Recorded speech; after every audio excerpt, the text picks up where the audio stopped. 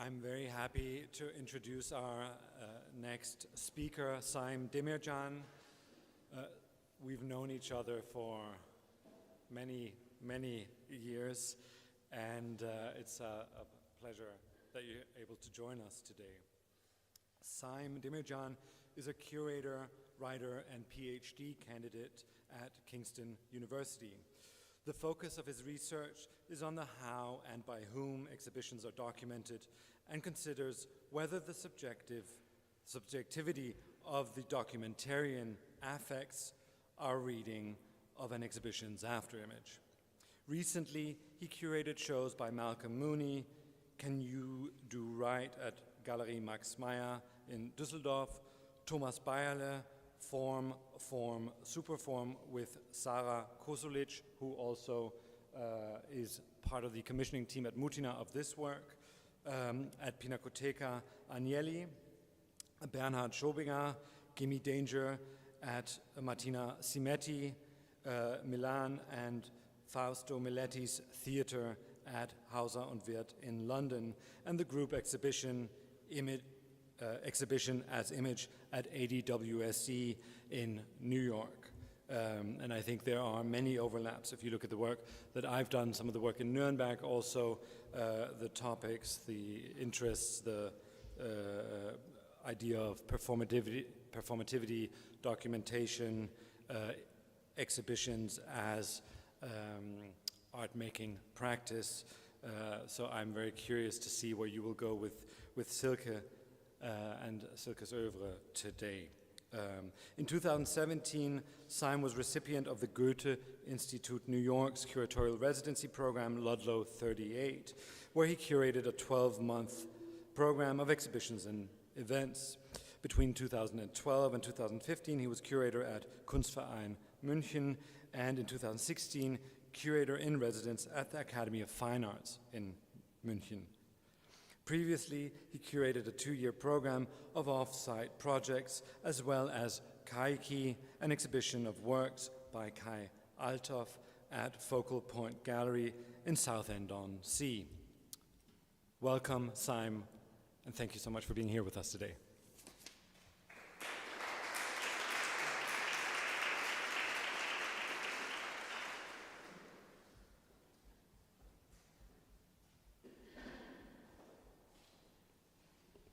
Guten Tag. Can you all hear me? Can you hear me at the back? Great. Okay. Thank you, Milan and Sabet, for inviting me to speak today.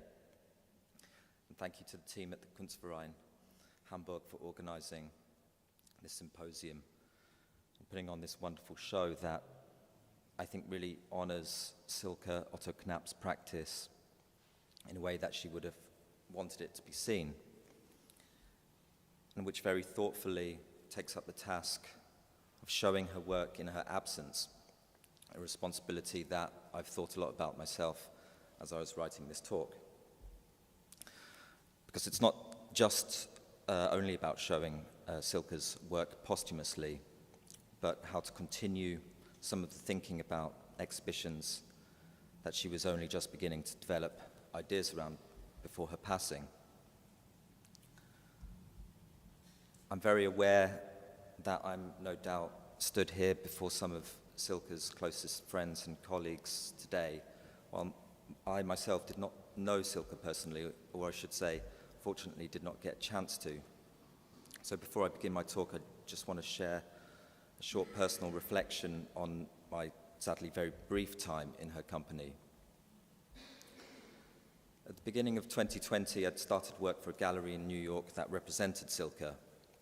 And one of the first things I did was go to Chicago for her show at the Renaissance Society, which will be the subject of this talk.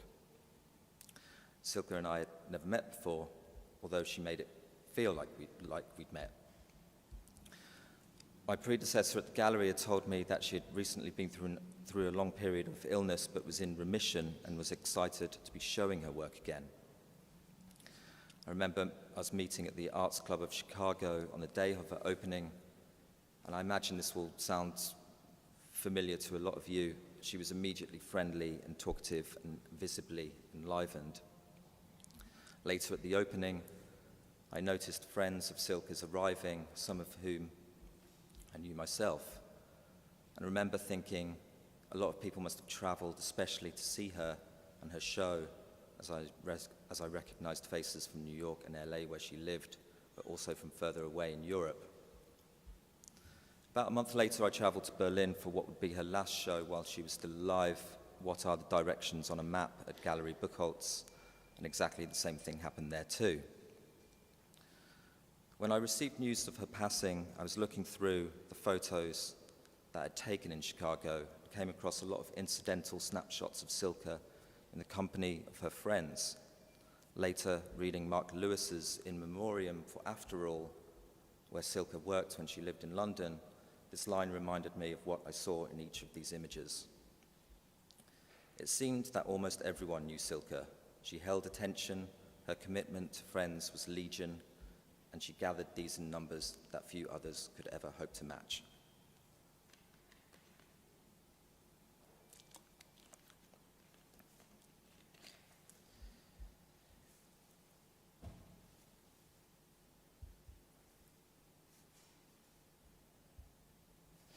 In the waiting room was Silke's penultimate exhibition before she passed away in 2022. It took place at the Renaissance Society in Chicago between January and March 2020 and closed just as the pandemic took hold in America. For this presentation, I want to speak about this exhibition from a curatorial perspective and think about where it now sits within Silke's practice. Looking back, In the Waiting Room was perhaps unexpectedly pivotal for Silke when she realized it. What makes it particular, now seen within a recent chronology of her past exhibitions, is its installation. The exhibition consisted of 6 multi-panel watercolors on canvases, 5 of which were installed on freestanding walls, and 1 that was realized as a 5-paneled folding screen. The imagery in these paintings is recognizably Silke's, a mixture of landscapes and dancers warming up or performing, 2 subjects that the artist gradually focused on more later in her life. Significantly, though, all these works were installed within the Wren's gallery space rather than hung on its walls, a method of display that was relatively new for the artist after having exhibited her work for over 20 years. In a conversation with curator Solveig Osterbo, Silke speculated on what this exhibition might mean for showing her work in the future, particularly when it comes to quote, thinking about paintings in relationship to architecture.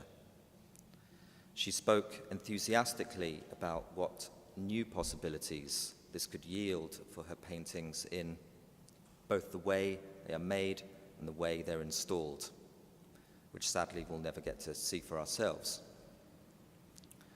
Although I think the show here already attests to this outlook, I'd like to suggest how a closer read of In the Waiting Room potentially helps us with a retrospective understanding of how Silke approached exhibition making at that particular time.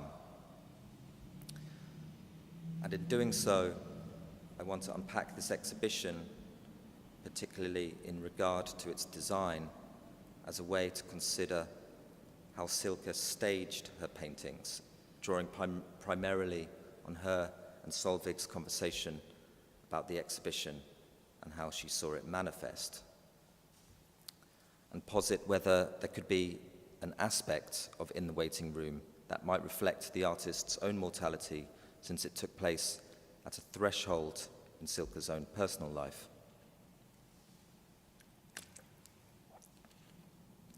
The title In the Waiting Room is taken from a poem by American poet Elizabeth Bishop. The titling of many of Silke's shows are often lifted from literary sources. And much like, for instance, Monday or Tuesday, her 2014 show at Camden Arts Centre, which is taken from a short story by Virginia Woolf. The title, In the Waiting Room, also hints at a temporality, or as Rika Frank describes it in her text for Monday or Tuesday, to quote, a temporal structure that we encounter in the artist's work. Asked why she chose the title In the Waiting Room, Silke mentions to Solveig that Bishop's poem had personal relevance to her. And I think we can guess that she was probably referring to when she herself was waiting in waiting rooms for the treatment she'd been undergoing. Yet Silke spoke about the sense of anticipation that waiting implies, and how broadly this can be interpreted beyond the setting of a dentist's waiting room in Bishop's poem. In Silke's words, In the Waiting Room is, to quote, a very active title and sets up a scene that anticipates something that comes after, that you don't yet know the outcome of or don't yet know what it is, end quote. Silke then relates this feeling to the Renaissance Society's architecture in regard to how one arrives at the space. She describes a sense of anticipation as one walks down the corridor of the university building in which the Ren is located and enters the somewhat dramatically high ceilinged and angular alcoved space of the gallery that you can see in these images. The entrance itself is almost like that of a proscenium, the frame of a theatre stage. The question that this raises, though, is from what side of the stage are we approaching it, and as whom? Are we walking out onto it like an actor or a dancer, or are we looking at the stage from the point of view of the audience? In a sense, entering the exhibition itself was like crossing a threshold, since it also anticipates that something, perhaps like or akin to the moment before a performance takes place, is about to begin. As such, we could say that In the Waiting Room was staged from the very start, the moment one approaches it. And moreover, it introduces this question of who is on or off stage in relation to exhibition making.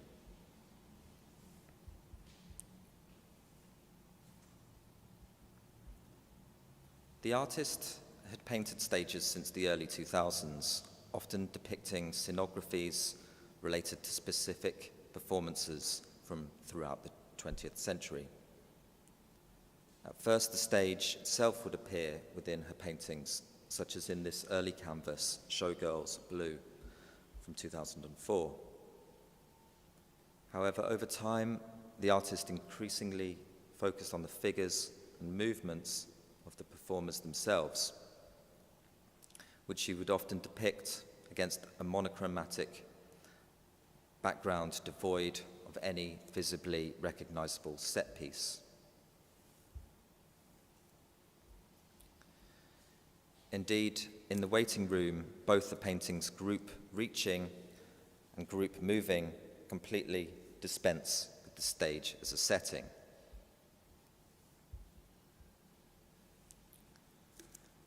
Instead, the stage is closer to the space outside of the image, enhanced by the low hang of her canvases on freestanding walls.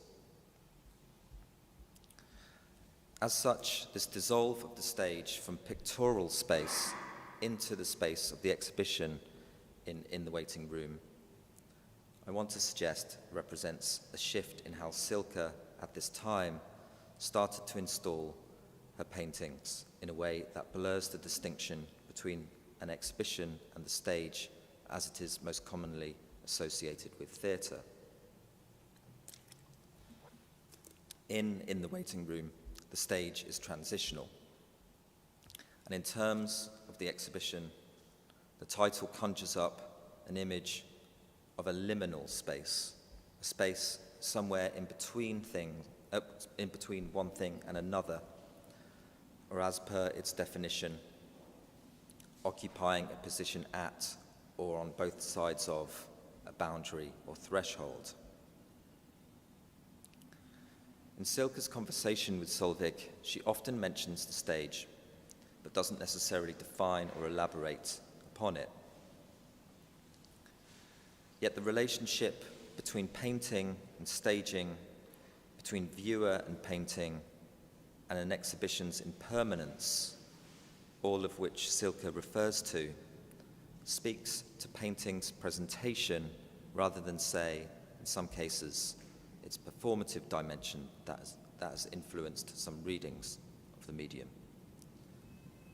And while painting and performance do overlap, here I think it is useful to reconsider the difference between staging and theatricality in terms of exhibition making, since theatricality better describes performativity in terms of dramatic effect or acting.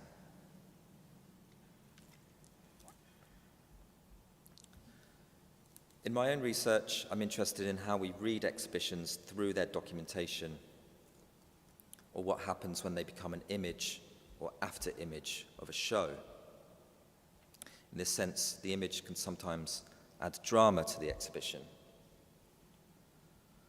For instance, I'm reminded of Hans Harke's series of photographs, documented 2 photographic notes from 1959.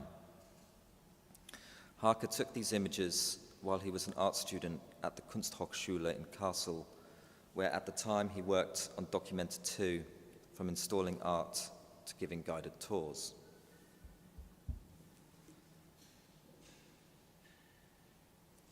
While there, he privately photographed the exhibition, but focused more on the people who worked on it, as well as the professionals and public who visited Documenta, rather than the artworks on display. In his paper, Lessons Learned, which Harke delivered at a symposium on landmark exhibitions at Tate Modern in 2009, he described his own first-hand experience of working under the direction of Arnold Wurde, the founder of Documenta, who was well known for his staging of exhibitions and who applied the term Inszenierung or mise en scène, which was derived from the world of theatre, to choreographing artworks in space. Harke equated his own labor working on Documenta to that of a stagehand, effectively working behind the scenes. And the association with theatre is not completely out of place in these images either. Here, the depiction of people could be thought of like a cast of actors performing against the backdrop of artworks. Harke himself has noted that when taking these photographs, he realized how complicit exhibition making was within art's wider ecosystem, overhearing conversations among art dealers, collectors, members of the press, as well as with the organizers of the exhibition, and seeing early on how the machinations of the art world played out as if on stage. Here, the exhibition elevates the drama, so to speak. It is a stage upon which theatricality is kindled by the presence of people. In Harke's photographs, the visitors to Documenta become what we could think of as actor-spectators. But more specifically, this theatricality is captured through sightlines that Harke composed through the camera eye and then held still in his photographs.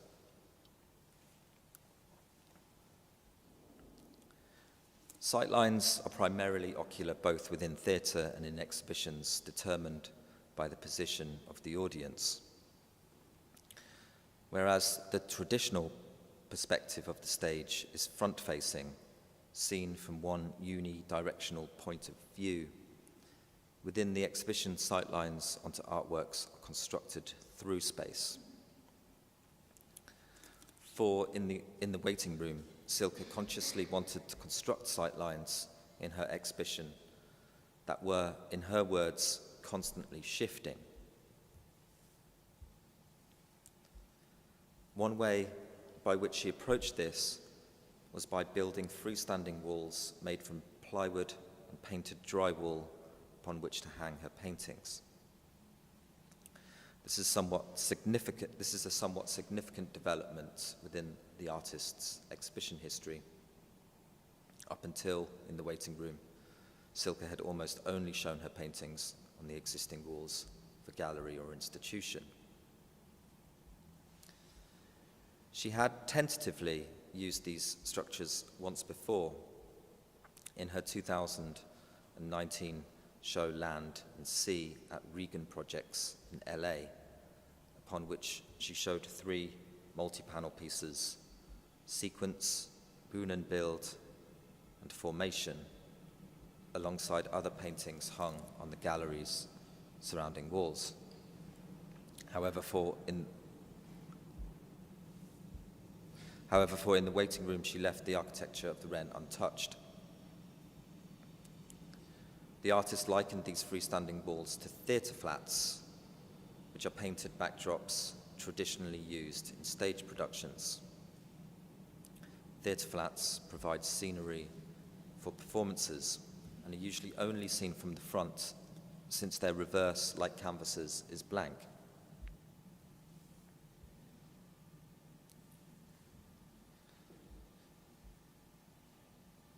Silke's use of freestanding walls in the waiting room, placed in and around the Wren's floor space, some at right angles, others perpendicular to one another, create multi-directional sightlines within the gallery rather than any exclusively rectilinear viewpoint on the works in the exhibition.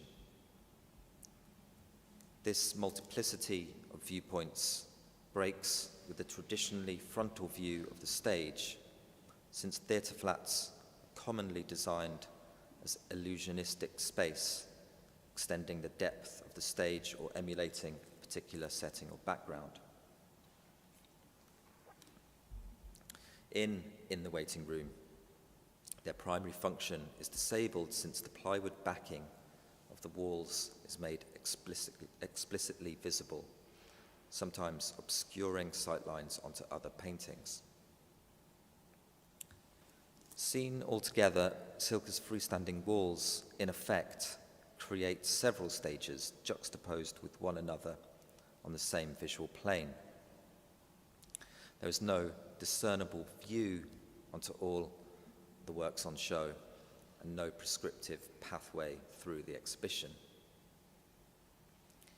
Yet while the artist thought of the freestanding walls in the waiting room as theatre flats, they are very much walls, and moreover, the walls of a gallery, which, seen in some installation shots, such as this one, blend with the exterior wall behind them, confusing the depth of the image. In his collected essays, Inside the White Cube, Brian O'Doherty accredits the wall of the gallery during the 20th century as, to quote, a participant in rather than a passive support for art. Silke's removal or extraction of the wall from the gallery disengages it from the loaded space of the modernist white cube that O'Doherty describes, and places it within a fragile space of impermanence. In her conversation with Solvig, Silke alludes to the exhibition as temporary. She uses the word several times in regard to the exhibition's layout, speaking about the freestanding walls as flexibility, mobility, and wanting the exhibition to, quote, to feel like a temporary event. In the waiting room's installation re-engages the wall as an active component of the exhibition, and her insistence on the temporary makes it unsettled, restless. We are back in the waiting room again, where anticipation becomes a directive for the read of the exhibition, in contrast to, say, the passivity of looking at paintings on existing gallery walls. Most of us now read the hanging like we chew gum, unconsciously and out of habit, wrote a Doherty of seeing late modernist painting in the 1970s. Over 40 years later, we're still chewing gum, but the space in which we see art in the 21st century is, one could argue, increasingly contextualized more by the image than the gallery space. There is then a real sense of embodiment in the waiting room, an expectation of a physical presence in order for the work to be seen. By constructing set pieces, Silke's installation reinforces the temporality of an exhibition as a durational form, recognized as one of, to quote Frank again in Monday or Tuesday, various time-based approaches that Silke deploys, or rather performs, in her work and in her exhibition practice. Considering the exhibition as a temporary event moves the exhibition as a form towards the temporality of other fields that are time-sensitive, such as stage productions. While exhibitions exist on a completely different temporal register to, say, theatre, in her essay, Painted Scenographies, Rachel Hahn describes Silke's work in the Waiting Room as an investigation of performances' fast images through the slow images of painting. Hahn goes on to say that, to quote, "The exhibition space acts as if it were a scene, a place of directed experience." In German, this relationship is explicitly recognized as Szenografie and is often used to describe the craft of exhibition and stage design. The biggest differentiation here, I would propose, is the position or role that the audience is situated within in relation to the work. If the exhibition is a stage or scene, then the audience becomes both actor and spectator simultaneously. We become embroiled in a kind of theatre that when we enter an exhibition, not dissimilar to the actor-spectator in Harker's photographs. Who is the spectator, also called the viewer, sometimes called the observer, occasionally the perceiver, writes a Doherty, his description of which suggests a physical presence within an exhibition that has changed throughout history up to the point that, to quote, "A closer antecedent is the romantic self, which quickly splits to produce an actor and an audience," end quote. This combination of actor and audience is the body that is prerequisite, you could say, for an exhibition to exist. Otherwise, exhibition making would cater to the eye alone, which a Doherty foretells as, to quote, "the only inhabitant of the sanitized installation shot." In this respect, the role of the actor-spectator is not only cast in the waiting room, but can even be found referenced in Silke's paintings.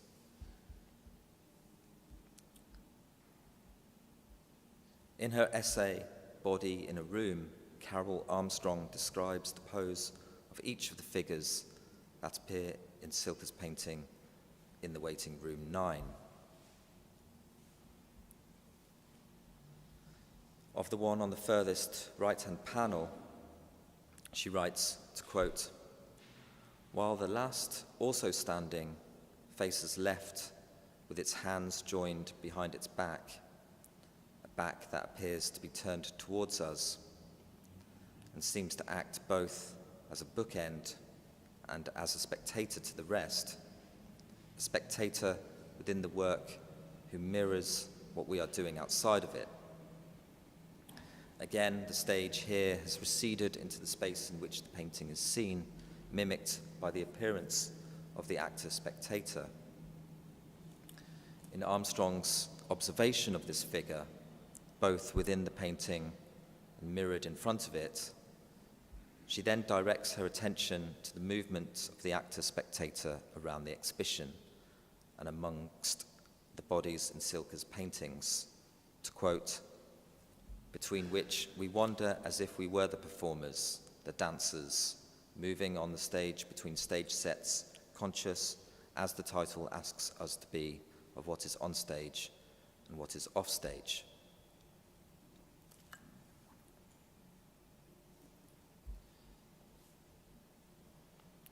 We, as the actor-spectator, also appear in another earlier work, Rehearsal, Sky Above Clouds, 1965, from 2016, in which three figures, including one stretching, can be seen in front of Georgia O'Keeffe's monumental painting, Sky Above Clouds 4.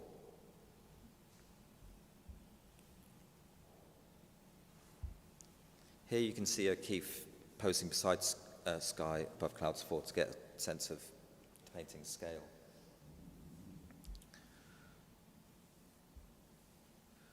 O'Keeffe's painting is also relevant to Silke's use of multi-panelled canvases, which were spurred by her seeing Sky Above Clouds 4 at the Art Institute in Chicago, which also prompted her to make her 6-panelled painting, Seascape with Moon, for the Hammer Museum's lobby wall in 2016.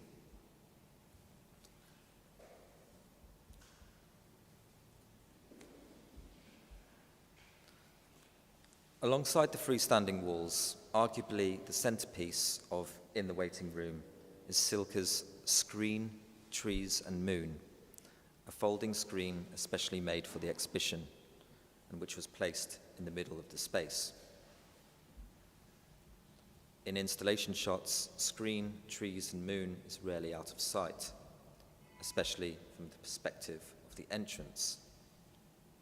Silke said that she had always wanted to make a screen almost as an extension of her multi-panel painting. And one of the starting points for Screen, Trees and Moon was Russian avant-garde artist Natalia Goncharova's folding screen, Spring, from 1927-28. This is a 5-panel screen originally commissioned for the Arts Club of Chicago, where Silke first became aware of it.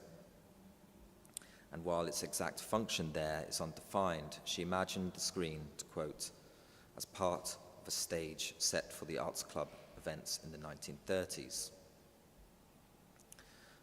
One can see why Silke would have been drawn to this piece, not least its depiction of a landscape broadly influenced by various early 20th century avant-gardes, but also because Goncharova herself joined the ballet company Ballet Russe in Paris in 1913, for which she designed backdrops and sets, some of which Silke painted in the past, such as Stage with Shooting Stars from 2013,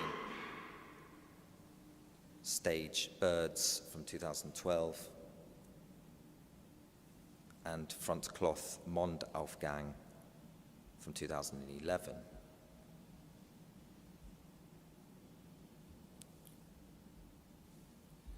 In his text, The Fold, written for the recent show Paravents at Fondazione Prada in Milan, Shanghai, and Tokyo, Nicholas Cullinan describes the history of the folding screen as one of, to quote, liminality itself, of being between things, both literally and metaphorically, and in the process, collapsing the rigid distinctions and hierarchies between these different disciplines of art and architecture. Like Paravents, Screen, Trees and Moon is a liminal object, its size too small for a stage production, too big for a domestic interior, instead finds its place in the waiting room, fulfilling, as Silke says, its function by interrupting sightlines. Its presence is, in a way, a ghost, the closest physical approximation of the body in the exhibition's after image. Thank you.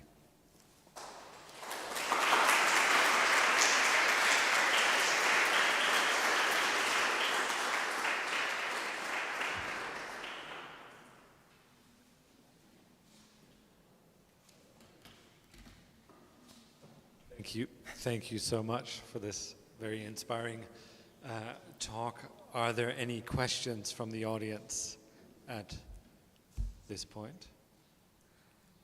Or else maybe I have one. Oh, is there? Oh, there is one. Okay. Thanks. No, please go ahead. Just ask. I'm sorry.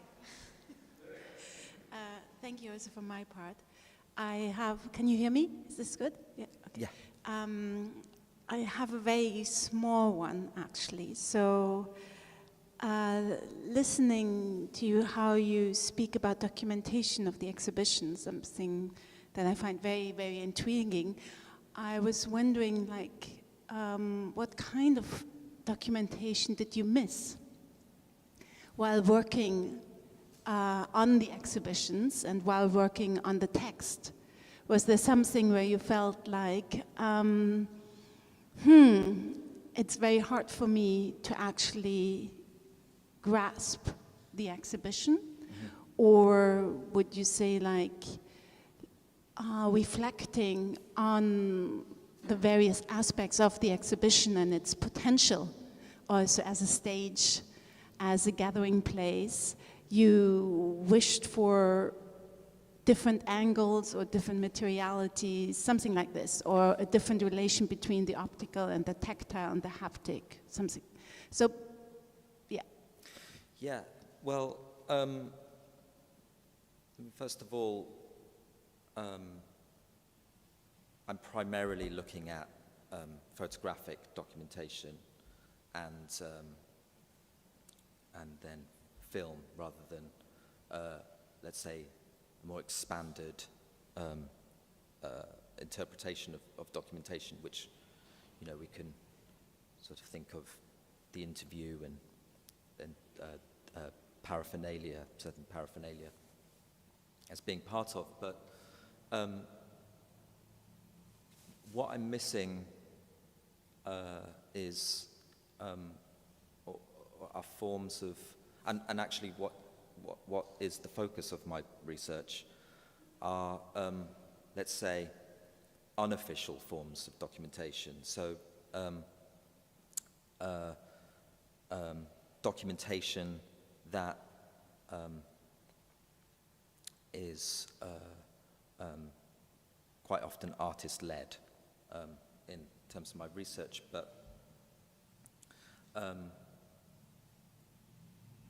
documentation that exists outside of the official forms that are sanctioned by the wherever the exhibition takes place. So all the images that you see here come from the Renaissance Society. Although I did ask them if they had other more kind of amateur or sort of unofficial forms. And, I think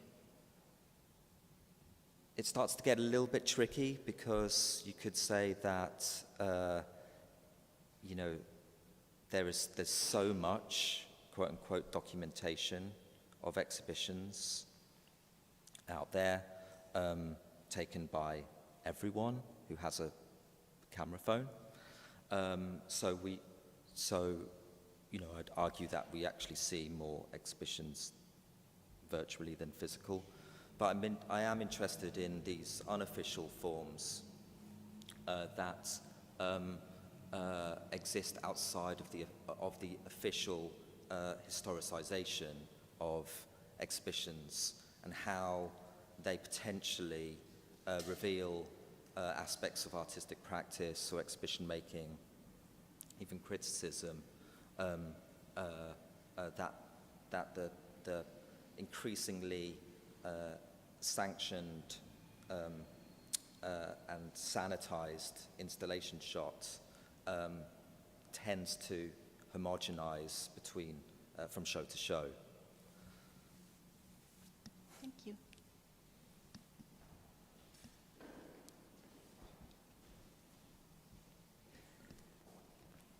Hi, thanks. Thanks for the talk. I'm wondering if I can ask you to expand on something that you mentioned, which is that you started at the beginning looking at some of her earlier works where she's painting stage sets, right? And then you move to these images which are mostly the bodies in space without us having an understanding of the design, the scenography, the particular choreography of the stage. Right? And it seems to me that it's at this moment that the stage flat and the architectural form becomes something that Silke takes up. So it's for the paintings where we don't have the stage itself, that the stage itself emerges in the design of the flat that becomes the exhibition, right? So I was wondering if you could talk a little bit about that and expand on this kind of moment that you talk about in the shift in her work as it relates to the kind of design of the exhibition here. Do you mind just repeating the last part, because I can't hear you very well? I'm just, I guess, very simply, I'm interested in how once the painting itself no longer has the stage design that was so important to her earlier work, that's the moment in which this form of hanging the painting, not on the wall, but on an architectural device that's designed and mimics in some way the stage flat, happens. And I was wondering if you'd talk a little bit about that. Mm-hmm. Yeah, I mean, the theatre flats is, Silke herself refers to the theatre flats, which these freestanding walls are not really theatre flats. They're a lot more, they're walls, they're a lot more stable and structural than the theatre flats, which are, often,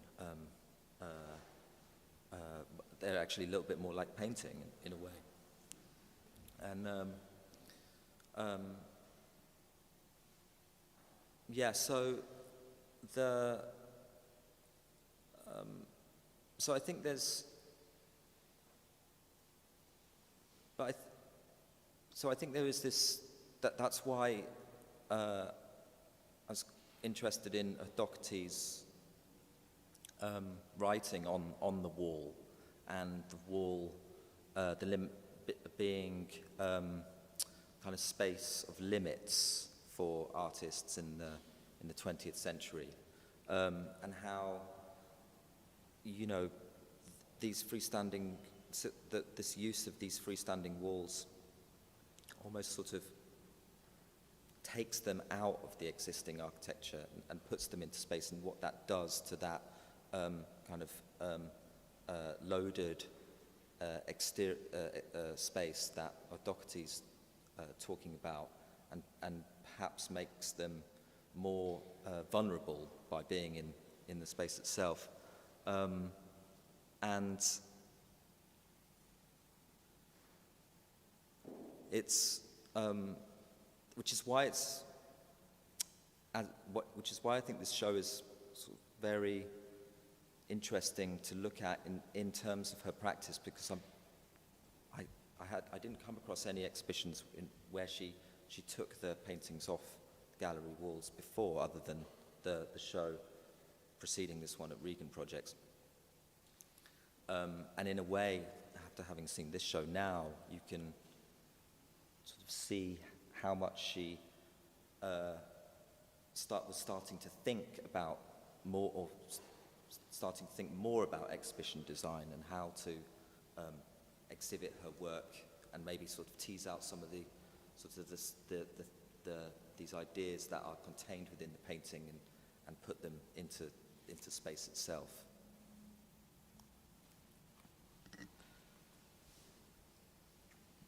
If I could just add a comment on that note also. So there are many sort of vectors that lead into this show, but also conversations that we didn't end up realizing here.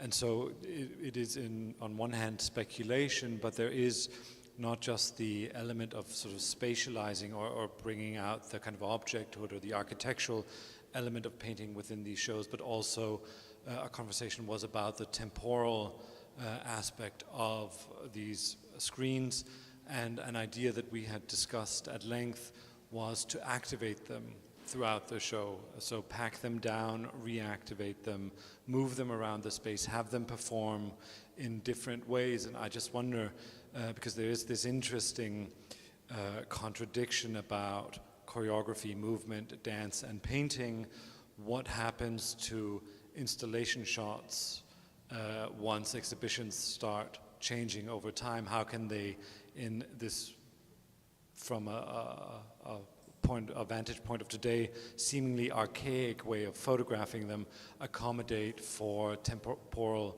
art forms or things changing within shows? Yeah, it's a good question. I mean, that's, I think, the proposition, you know, is to think about forms of documentation that could represent exhibitions, or the sort of, let's say, if an exhibition is live in nature or ephemeral, what kind of forms of documentation could we develop or think about that might communicate that through the image rather than that, but which could also exist in parallel to official, let's say, official forms of documentation. So a counterpart to, you know, the installation shot, for instance. Yes, thank you from my side too for this really great talk. Looking with you through the exhibition at the images and the way how you discuss the exhibition design made me ask, also regarding your reference to Hans Hake, I thought, how does he come right now into the discourse? And I found it interesting, since Hans Hake belongs to a tradition within, let's say, post-minimal, institutional, critical art practice who avoided this kind of immanent, self-reflexive, postmodern exhibition style. And I was asking myself whether that was an argument for you, that Silke, of course, uses this kind of self-reflexive, immanent discourse on exhibition displays, and she has been working, for example, in the case of the Region Project together with Matthias Poletner, who helped her to install the show. And my question, therefore, is whether you think that the way she hybridizes the displays, make us looking at them as displays as well as screens, as room paravents that change the public space also into a private space in a kind of metaphorical sense, whether this has to do with the fact that she was able to avoid this trap of self-reflexive, immanent, postmodern display style. Mm-hmm, mm-hmm. Yeah, I mean, as for Hake, it's a little bit of a leap, let's say. Maybe I was trying to avoid Fried when talking about theatricality. Those images of Documented 2, you know, the art is very much the backdrop for the drama that's unfolding before them. And yeah, I'm not sure how else to respond, really.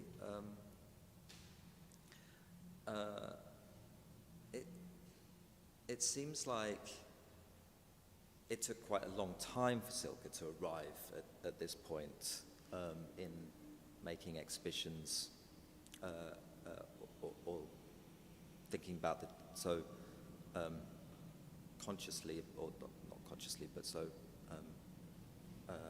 thoroughly about the exhibition design. And yeah, I'm not sure. I'm not sure how much more I can sort of answer that question. Actually, thank you. Are there any more questions?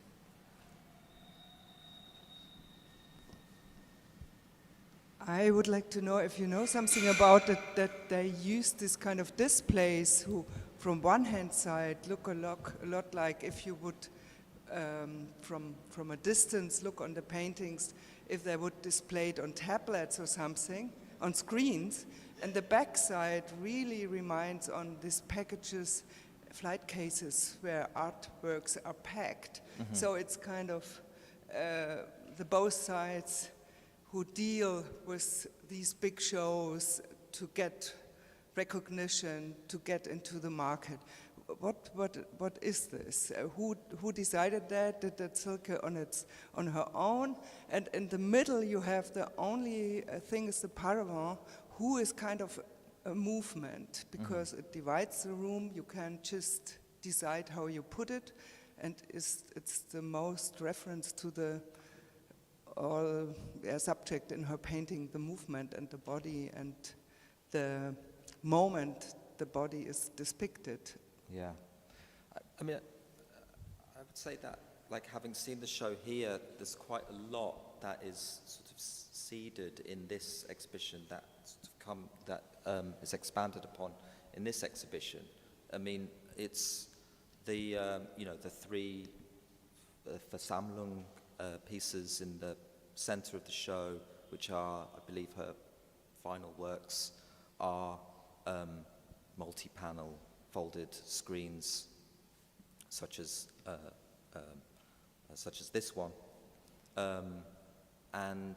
but also this, moving from this this part of the wall that feels like it's been taken out of the gallery space, and like you say, you can even see you might relate this plywood backing to the crate or the case in which a painting might be transported, to then in this show seeing the actual reverse of the paintings and seeing what I noticed in this show was the fingerprints on the canvas, because there you really see this technique that I think Sabek was describing, of how Silke would rotate or turn the canvases as she was making them, so that as the paint was drying. So you really start to see it's in a way reveals more about that about her way of working by seeing what's usually sort of hidden by the wall in this exhibition, and in a way this sort of maybe the freestanding wall and the first screen that she made is the step a sort of necessary step to take in terms of arriving at this show. One last question. Thank you. I think it's an artist's desire to install or arrange an exhibition in the way that then later the documentation is not just the documentation of the exhibition, it becomes more. It gets pushed to another level. And I think this sample we see here could also work as a kind of a display of the grammar of Silke's work in general. And actually the style of the photography is also done in this, let's say, as it could work as a work done by herself. Why? I think I think I don't know the history of the making of the exhibition, but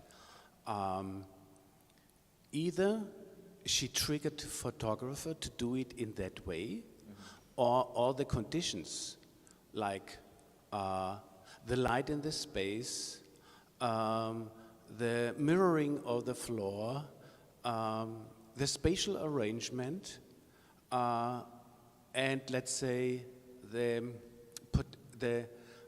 possibilities of digital photography of today. All these elements come together. And I think Sabet, it's not self-reflecting, but of course it's the reflection of this, of their own production, of course, yes. And to push that, I think, great that we have this photography of her exhibition, because it's incredible beautiful.